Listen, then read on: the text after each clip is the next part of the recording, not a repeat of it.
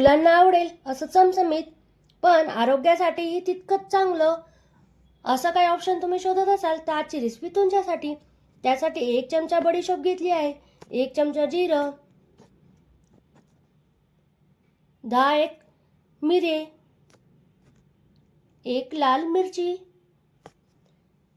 1 चमचा धने पावडर. खडे धने असले तरी चालतील. हा आपल्या रेसिपीचा सिक्रेट मसाला आहे. छान असं भाजून घेऊया. आता मिक्सरमध्ये बारीक करूया. रात्रभर भिजलेली 1 वाटी मुगाची डाळ टाकली आहे. मिक्सरमध्ये बारीक करून घेऊया. आता हिरवे वाटाणे घेतले आहे, तेही आपण मिक्सरमध्ये बारीक करून घेऊया. वाटाण्याची पेस्ट खूप बारीक करू नका. मूग डाळची पेस्ट मसाल्यासोबतची तीही आपण त्यात टाकून घेतली आहे. दोन्ही वाटण खूप बारीक पिसू नका. 1 वाटी कांदा घेतला आहे. अद्रक लसणाची पेस्ट, बारीक चिरलेले बटाटे, कोथिंबीर,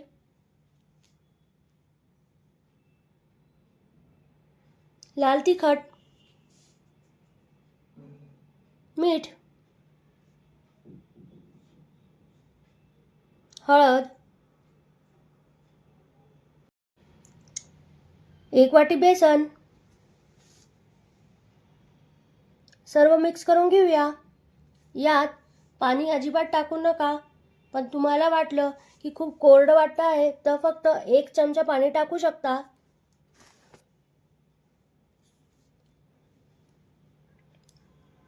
छान असं एकजीव करून घ्यायचं आहे. त्यानंतर आपण छोटे छोटे पेढे बनवणार आहोत. तुम्हाला आवडेल तसा आकार तुम्ही यांना देऊ शकतात. कुरकुरेचा शेप देऊ शकतो, पुरीसारखा शेप देऊ शकतो किंवा पेढ्यांचा आकार सगळ्यात बेस्ट.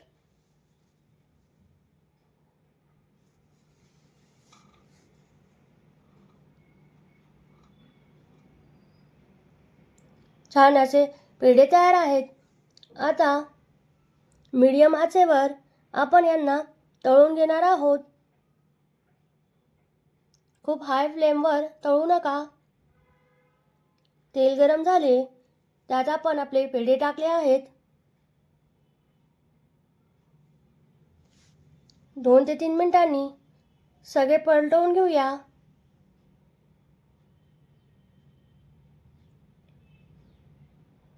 अगदी सोपी अशी आणि 5 मिनिटात होणारी ही रेसिपी आहे. सो टिफिनला नक्की ट्राय करू शकता. रेसिपी आवडली तर एक लाईक जरूर करा. पहा किती क्रिस्पी असे झाले आहेत.